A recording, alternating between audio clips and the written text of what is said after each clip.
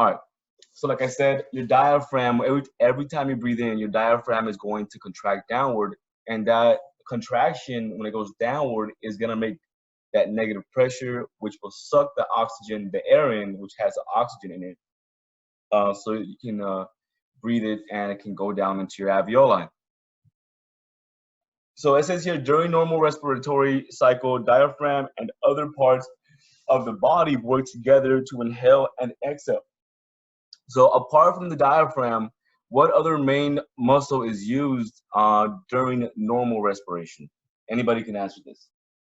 The intercostal muscles. Exactly. And what are the intercostal muscles, like in layman's terms? Muscles between each and every one of your ribs. Yeah, exactly. All right, so see respiratory anatomy and physiology. So right here, that's your diaphragm. Again, it's gonna go downward, and when it goes downward, it's like it's pulling air down. That's what that negative pressure is. So every time this goes down, air is sucked in from your mouth, and that's what negative pressure is. At the same time, the intercostal muscles along the in between your ribs are going to go outward, and that is also going to create more negative pressure, which will suck in more oxygen to reach the alveoli. Okay, so it's an active process. All that means that it being an active process, that just means that you have to use your muscles. You have to work to breathe in, all right? Uses muscle contractions to increase size of chest cavity, and that's where our negative pressure is created. Intercostal muscles and diaphragm contract. So these are your main muscles that you use during normal respirations. As a pediatric, your pediatric patients, so your infants and your toddlers, they use more of the diaphragm. That way, have you guys ever seen a baby? We call them sometimes belly breathers, because every time they breathe, the little belly goes up and down. That's them using their diaphragm for the most part. Because obviously, as an infant and a toddler, their intercostal muscles aren't strong enough yet to participate and take some of that load from the diaphragm. So diaphragm lowers, ribs move upward and outward. Talked about that, and the air is pulled into the lungs. All right, so expiration, passive process. Passive process just means that you don't have to work for it. It happens without you having to contract any muscles or anything of that sort. So the rib muscles and diaphragm, they just relax. And as they relax, your thoracic cavity, and Seth, what is the thoracic cavity in layman's terms? What is that? That's your chest. Your chest, perfect. So as you your muscles relax, your diaphragm and your intercostal muscles, your rib muscles relax, the thoracic cavity is going to shrink. So as it's shrinking, going more inward, that's going to create that positive pressure, and that's going to push the air out from your mouth. So size of chest cavity decreases, air flows out of lungs, like I said. So adequate breathing is what most of us should be doing right now. Just normal breathing is going to support life. And if you have adequate breathing, you should not, under normal circumstances, be able to notice that a patient is really breathing, because it's effortlessly. It just happens. We just do it automatically. So no obvious distress. Obviously, we talked about that. Ability to speak in full sentences without having to catch his breath. Now, when your patient is in respiratory distress, there's in respiratory distress, and they are struggling to breathe. Sometimes these patients will talk in a 3 to 4 word sentences, and it's because they have to catch their breath in order for them to keep on talking. Now that would be that would obviously be inadequate breathing, right? They're still able to talk to you and communicate during respiratory distress. They're not mentally altered, but they're still having difficulty breathing. And then when they shift from respiratory distress to respiratory failure, that's when you start to see that mental status shifts. So see, with adequate breathing, you have normal color. Mental status is gonna be good. There'll be A&O times 3 or 4, and orientation. So as far as mental status, if your patient is relatively a normal human being and they are breathing adequately, on that AVPU scale, alert, verbal, painful, or unresponsive, Desiree, can you tell me where your patient would fall? Under which one of those they might fall if they are a normal patient, is a normal human being, and they are breathing adequately. As you approach this patient, you think they're going to be A, V, P, U, a combination of one or two? What do you think? They're normal, right? So they should be like the first two, the AAV. Yeah, exactly. Now they may be alert. It's what we want. We want alert, right? We want to be alert. So we want them tracking us as we're walking. But sometimes, they're distracted or whatever the case may be. So verbal stimuli. And then if my patient is either alert or verbal, Jessica, I think you're here. Yeah, Jessica. What can I use to expand on me knowing whether this patient is oriented or not? Like, what else aside from AFPU can I use to kind of get a better idea of where my patient's mental status is? You can use A&O times 4 maybe? Perfect. That's exactly what I was looking for. Yeah. All right. So if you guys don't have these numbers down, please write them down. So these are adequate breathing rates for your adults, children, and infant. Of course, if your patient is out of range from any one of these, 12 to 20, 15 to 30, 25 to 50, it doesn't mean that they're having some kind of respiratory emergency, all right? They could just be out of breath.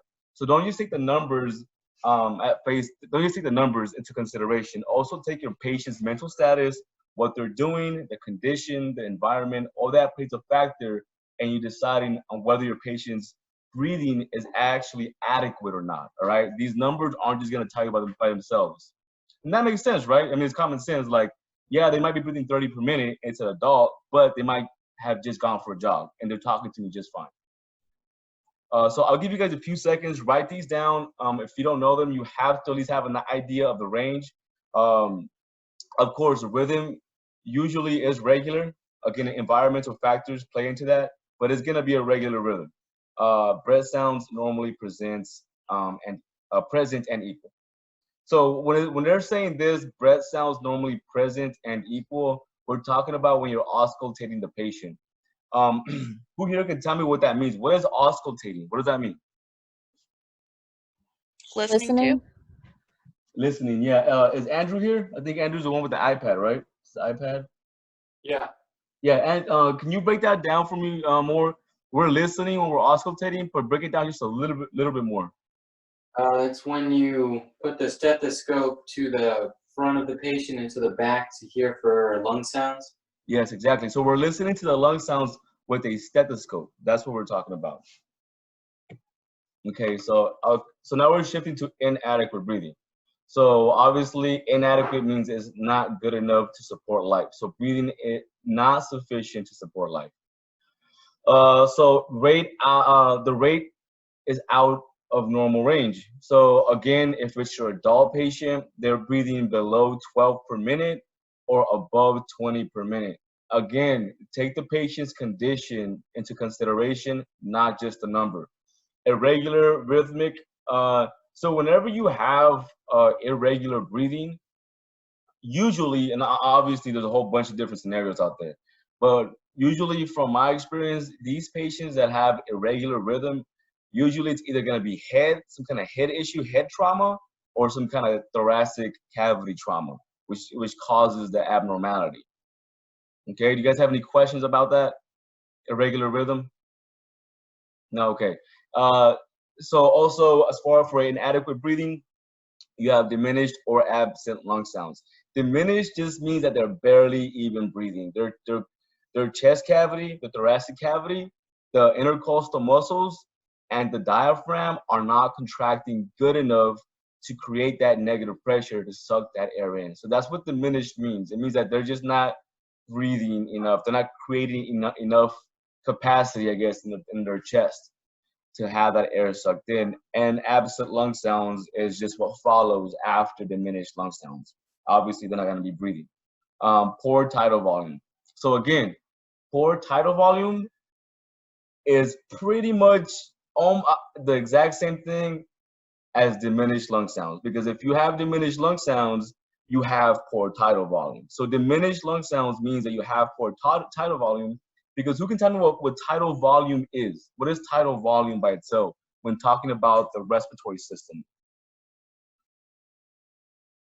That's the amount of air? Yeah, so that just means tidal volume is the amount of air you breathe in and breathe out in one cycle. So if you have poor tidal volume, not enough air is coming in, obviously your lung sounds are going to be diminished. All right.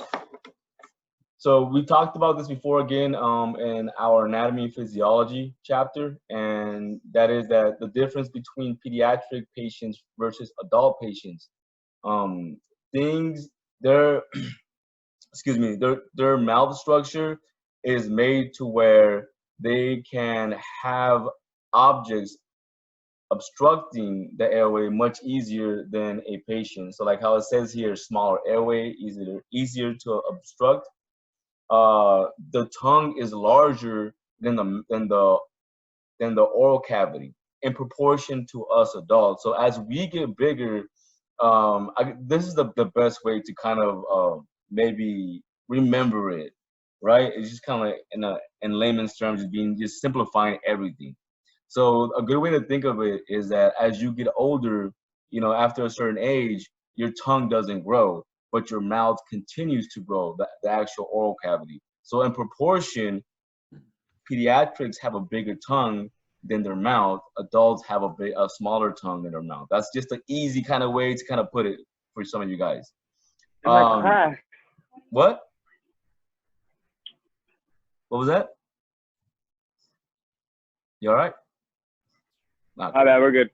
All right, cool. All right, so smaller, softer, and more flexible trachea. And David, what is the biggest issue with a smaller, softer, more flexible trachea as far as like us taking care of the patient and like airway management, like the airway management portion of that? What are we worried about here? We're worried about it being kinked up or. I'm sorry, you kind of breaking up. One more time. We're worried about it getting kinked up or obstructed that time. Perfect. Yeah. So if we were to overdo it with our head, tail, chin lift, we can actually kink that trachea, and now we are the obstruction. So that's one thing to look out for, especially with your infant and toddlers. Less developed, less rigid cricoid cartilage, along the same lines as that. Heavy dependence on diaphragm for respiration. So like I said, a lot of your toddlers and your babies, you'll see the stomach go up and down. That's because they're belly breathers. They use their diaphragm primarily for breathing. All right, so signs of inadequate breathing in infants and children. Nasal flaring is a big one. If a kid is having issues breathing, like real issues with respirations, nasal flaring is a big giveaway. The seesaw breathing that you see here, that is in regards to them being belly breathers. So you'll see their stomach go outward really, really, really hard, and then just suck right back in. And because of their chest, it looks like a seesaw movement. But unlike adults, we have what's called accessory muscles, right? Like our traps and our back. So we can use those to like create more negative pressure, to make the chest bigger, to suck more air in. They can't do that. So they're gonna just try to really, really contract that diaphragm downward even more to bring in as much air, and that's where that seesaw breathing comes from. As far as retraction goes, that's their little intercostal